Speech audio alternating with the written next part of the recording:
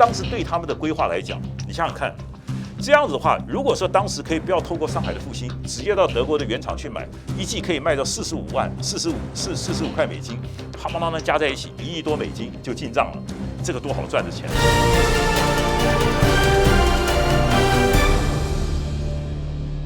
其实最早那个吴恩嘉是不是？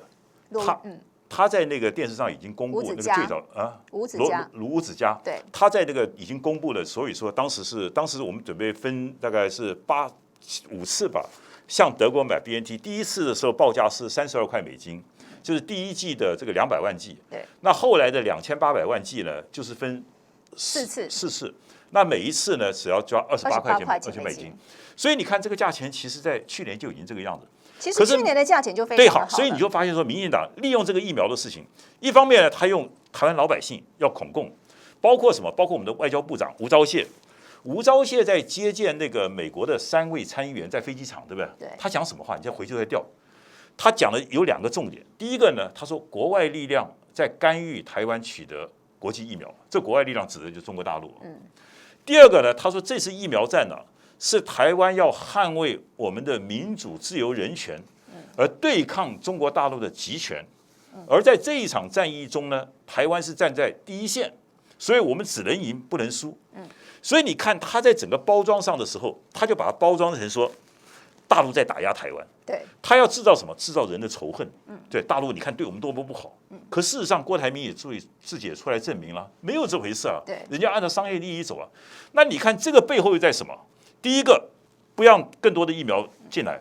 那另外一个呢，就是希望能够发展台湾的本土疫苗。当然是很可惜了。这个现在没有做第3期，台湾老百姓也不接受，美国的 FDA 也不给台湾的许可证，所以这个东西这2家公司现在开始也很紧张了，他也不敢贸然上市，股价也有一点崩盘的情况。可是当时对他们的规划来讲，你想想看，这样子的话，如果说当时可以不要透过上海的复兴，直接到德国的原厂去买，一季可以卖到45万，45块美金，夯邦当加在一起1亿多美金就进账了，这个多好赚的钱！然后又可以帮助所谓的本土疫苗，这里面有所谓民进党的生技帮，那这个东西又有一些国外的力量在里面去，这个是非常完美的一个布局，又达到了政治上筹中的一个效果。另外一方面，利用政治的筹争，又再继续再赚一笔，在德国 BNT 赚一笔，在这个台湾的本土疫苗再赚一笔，就是完全想到发财嘛。所以现在不管是陈时中或是蔡英文，应该非常痛恨3+11那个时候的华航破口。你讲的完全没有错。要不是有华航破口的话，那个把它整个打破掉，打破他所有完美的计划。那你想想看，他对于美国的捐款，他为什么这么感谢呢？他就要给台湾老百姓感觉是说，你看看大陆都是在打压我们，你看看美国跟日本都给我们伸出援手，还记不记得给了立陶宛？立陶宛我在那边也做过外交官啊。立陶宛这个国家也很可爱啊，他们也很老实啊。那我们捐了他10万个口罩，那你说我们的驻外代表，你要知道啊，现在大概在欧洲地区、全世界各地都向各个地方去问，你们可不可以捐我们一点？那我们知道台湾明明有钱呢。对，其实他是要塑造什么？就塑造一个全世界都在帮助台湾，而只有大陆在打压台湾。他要把这个 picture 出去，所以他都做得很细腻。对，所以他其实不是所谓的乞丐的问题，真的不是乞丐的问题。台湾真的有钱，他要这东西，要你给我一个赠送。对，这个赠送我要来做大内宣。所以虽然立陶宛只送我们2万剂的 AZ，2万剂其实真的也蛮少，可是他毕竟他有送给台湾，所以这就可以拿来做大内宣了。对，所以整个你注意他在玩这个疫苗政治学，就是说他怎么去塑造一个台湾有难的时候万邦来援。台湾在国际上不是孤立的，所以你看美国捐我们的，可是美国呢，对不起，你这样子想。美国当然是愿意帮你台湾啦，对，可是他也不会配合你台湾无限制的去做。他其实也没有送很多，他没有送很多，因为他国内目前所仅剩有的那些疫苗来看的话，其实他送给台湾的算是很少的。对，其实美国、日本都会有所节制，因为人家这些国家在看的时候是面对全世界固然台湾很重要，但是对不起，我一个国家我要送给全世界的时候，我自己也有我内部的，必须要做一些公平的评估。所以说，可是呢，但他毕竟因为需要台湾，所以在这个情况下也对台湾稍微友好一点。那比如说，他会派3位那个参议员飞机从韩国飞过来开一个记者会，因为这是台湾要求的嘛。对，那大家就做一个秀，那美国愿意配合嘛？给你70万剂、75万剂的。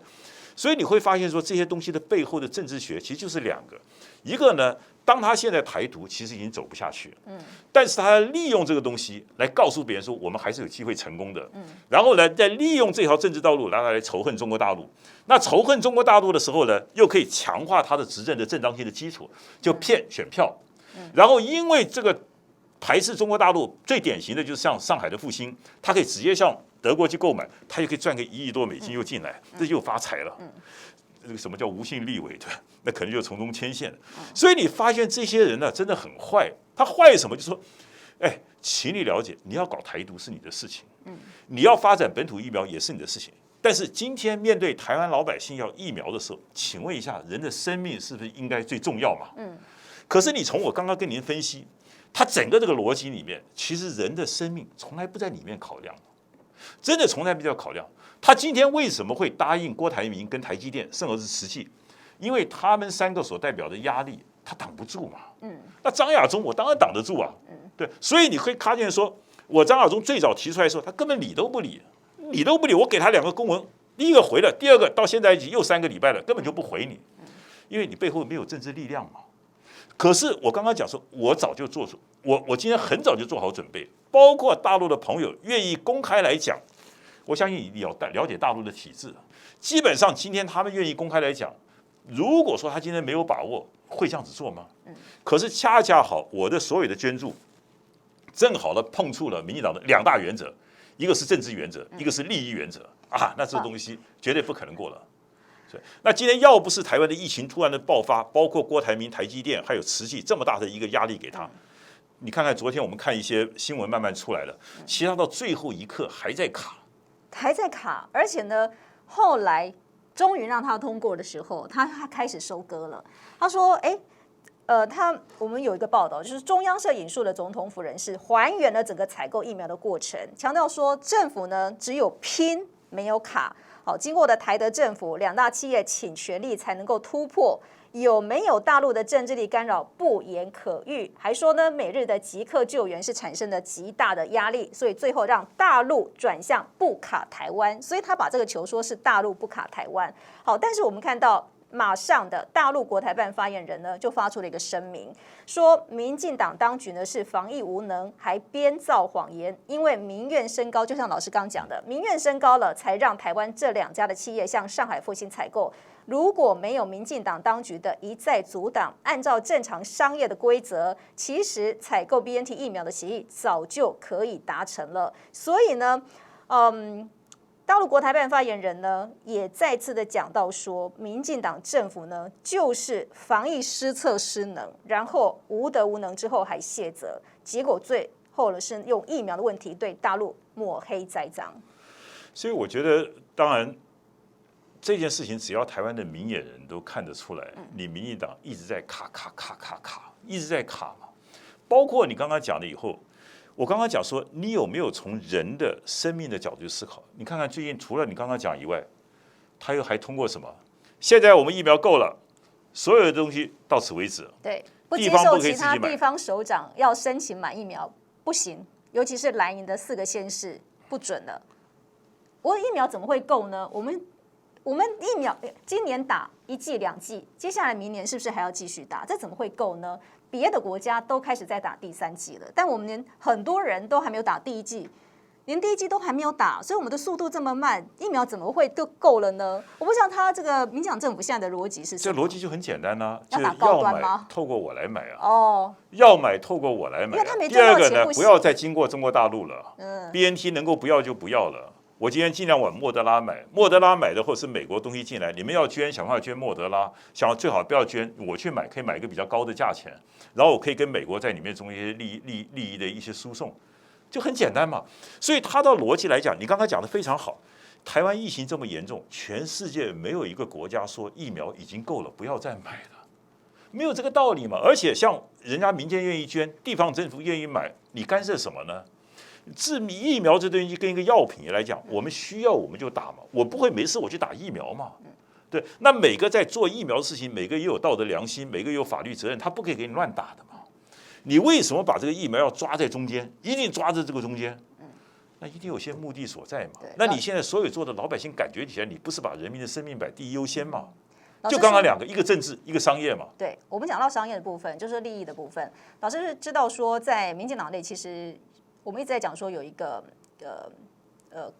科技利益的科技帮，那这个部分。就说他其实从里面也希望能够赚钱，其实你现在目前的在民进党内部有很多的声音，包含各方他们自己内部的角力。其实呢，民进党会因为这个利益的关系，导致它内部其实是有一些分裂，或者说有一些缝隙出来的。一定会的啦，我觉得就是民进党现在真的很可惜，就是台湾缺少一个真正非常强大的一个在野党。就是说强大的在野党，今天两岸的问题，像民进党今天为什么可以这样子操弄？其实严格来讲，就是第一个，他利用了这个美中对抗；第二个呢，他自己没有办法去利用两岸之间的这个敌对。各位想想看，假如今天两岸如果不是敌对，或今天的中国国民党，他今天有办法主动的跟北京方面去联系，有办法这个管道的话，国民党如果真的够强的时候，他没办法这样走下去了。老师说需要一个强而有力的在野党。那么现在有一个人的声量其实蛮高的，就是台北市长柯文哲，他的民众党在这一波的疫情中，有一点算是异军突起，甚至他的声量高过了国民党。老师怎么看民众党在接下来他在台湾所扮演的角色？民众党他现在基本上他是比较倾向于依附一个柯文哲这个人哈。因为柯文哲正好在这次疫情的时候，他又是台北市的防疫的算是指挥官，对，那他本身又是医生的背景，所以他很多的发言可以取得大家的信任。所以相对一个对照组，就是基本上民进党做的不好，那柯文哲呢又有发言的管道，所以他的民调就开始往上升。那国民党很可惜的就是，他并没有因为这一次的防疫的事情，他有所谓的得分。你看民调发现一个现象，就是说民进党快速的下滑。对，但是下滑这些东西里面，它并没有回到国民党的身上，没错，而是下滑的15%里面呢，有一半回到了民众党，而有一半退回来了，暂时不动了，变成中间选民。中间选民，其实这些中间选民还是潜在的支持民进党的，只是他暂时对民进党不满意，他现在暂时不投票了。好，所以那柯文哲一个问题，我刚刚讲，其实今天两岸最大的问题是在两岸，今天台湾最大的问题是两岸，两岸如果没有解决的话，台湾很多问题都会出问题。政治、经济、社会、教育、文化，所有东西，观光，请问一下，哪件事情跟两岸没有关系的？全部都有关系。那柯文哲呢？其实他在两岸问题上说，他也没有一个核心立场。那再加上柯文哲的支持者之间，他们对两岸也没有一个所谓的完整的一个 picture。好，所以在这个情况下呢，柯文哲他将来会面对一个很多的问题，包括民众党的问题，说你的两岸论述在哪里？你不能只是用两岸一家亲这个概念，这个概念太笼统了。就是讲句比较更白一点，就是说你有没有办法解决两岸政治难题的方法论？你有没有主张怎么解决两岸政治难题？这个角色，如果国民党他能够把它掌握回来以后，那国民党的根基就扎稳了。就说我国民党如果上来以后，我怎么去解决两岸政治难题？这个难题不可能是100%依附大陆的，我们也要台湾老百姓同意，所以一定是找到一个合情合理的两岸大论述。可是现在呢，依照现在的，包括对不起，我必须要点名讲，像江启臣这种论调，9·2共识是以中华民国宪法为基础的9·2共识，这种讲法是叫做 play safe， 就是站在自己的角度，永远不会错的。但是你怎么去做到？你应该把这个论述变成是一个进取性的工具，就是我要求对方怎么做。而不是只是讲我自己怎么做。比如说，我们大家都在聊，我认为身体健康很重要。当然了，我也认为身体健康很重要。那你怎么样让身体健康啊？你怎么让对方能够接受你啊？不要把一些政治主张变成只是防卫性的。我这样子讲就没有错了。我们是中华民国，绝对不能让一切以中华民国的利益为优先，这个都对。那你怎么做到啊？那国民党如果这一方面，比如说你现在9·2共识，你还停留在9·2共识就是一中各表，然后9·2共识是以中华民国宪法为基础的9·2共识，那你讲一讲，但是在两岸中你就没有发挥空间了。你没有发挥空间，你在台湾你就没有施力点了。所以我觉得国民党这次的表现就出现，国民党不是最近的，这次最近的表现就是说，他第一个，他国民党没有一个很厚实的一个大论述的基础；第二个呢，国民党在近距离的搏斗战的时候。我们看到的，其实像几个立法委员，在整个立法院表现都很杰出，立法委员都很不错。比如像郑丽文啊，或几个其实表现都非常好，很勇猛。可是因为整个党它没有一个大机制，对，就好比说你今天高台接这个时候，你才4个县市，国民党才出来协调。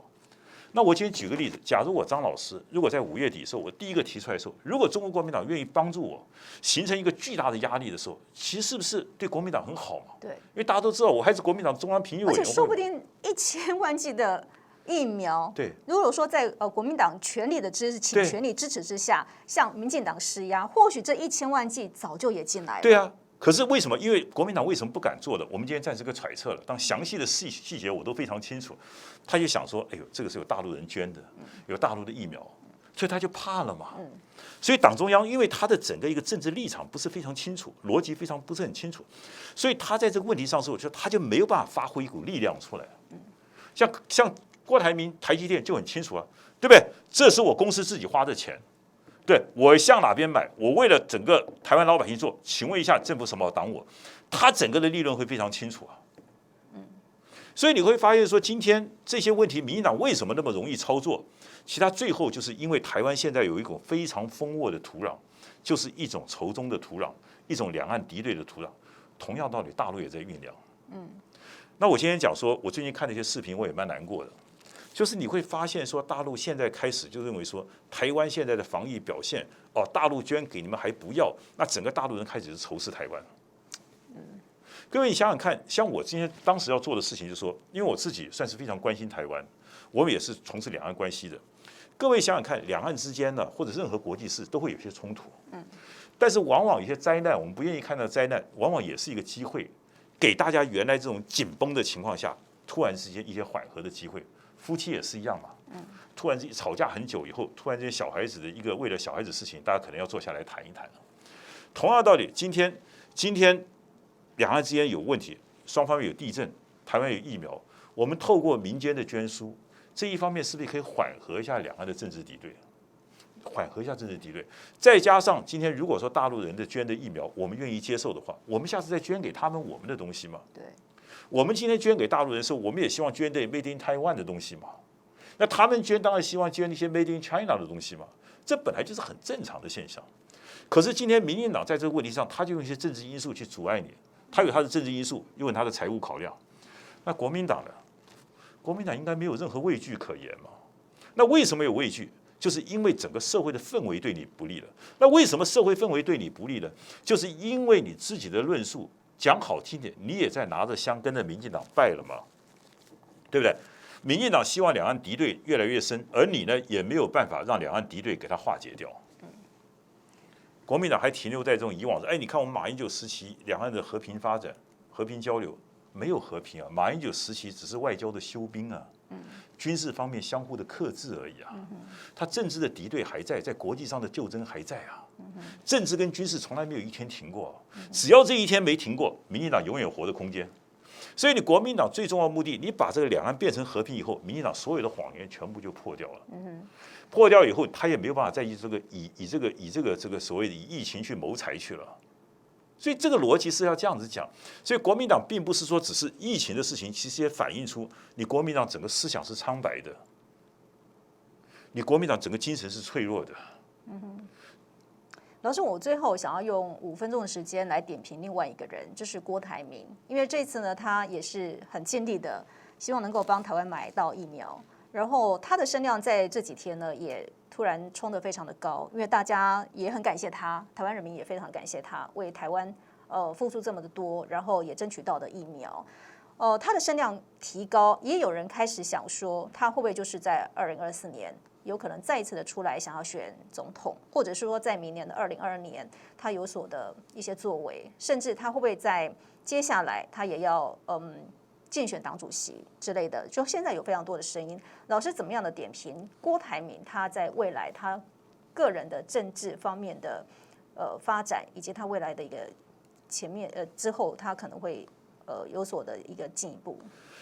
我觉得我想提出我的看法跟大家分享，就是每个人呢都有他自己一些情怀跟他一些怀抱。有的人想自身成为一个大事业家，事业成功以后他希望能够从政，我觉得我们都给他鼓掌。所以我觉得对于任何一个人他愿意去从政，去选总统、去选党主席，我们都给他掌声，因为这都是人家愿意情怀、愿意给他奉献，不要有任何的嘲笑或者任何的批评。你要批评，你应该在什么地方？请你把你的主张拿出来。郭台铭已经不错，证明他的能力，对他有能够经营这么大的公司，他有的能力。可是我们要听听看你怎么去治理这个国家。我觉得所以说，其实包括国民党在内，包括国家在内，其实你怎么样的让台湾形成一个非常好的公民文化？什么叫公民文化呢？就是我们竞选的时候，我们多用一些像现在的网络平台这么多了，我们多办一些座谈，多办一些所谓的论述发表会，多办一些跟民间的直接对话，让大家去真正了解你怎么去治理国家。所以我的看法还是回到我刚刚讲方法论那3个字，就是你怎么做。对，你怎么做嘛？郭台铭先生，你已经证明你是个很有能力的人，但是你的能力在商业方面的能力，你可不可以转化成一个政治方面的能力？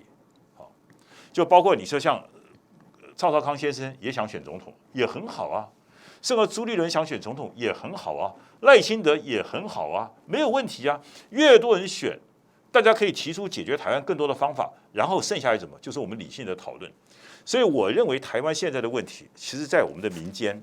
就是我们的社会可不可以慢慢形成一个氛围，就是请大家不管像这次你要选党主席，请中国国民党你多办几次辩论会，多办几次，比如我们今天可以找几个记者来，我们正好是可以3个小时，甚至6个小时，我们办3场，让大家弄清楚你要把中国国民党，你要把中华民国带到什么地方去。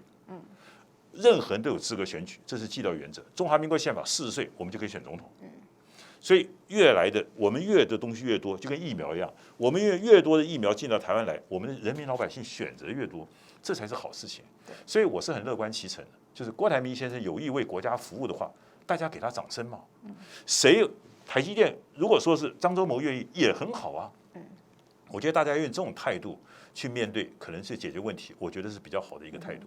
今天非常谢谢张教授来到我们的节目当中。那么张教授呢，他也想要参选国民党的党主席。我们也希望在下一次的节目当中有机会来听到张教授所提出的方法论。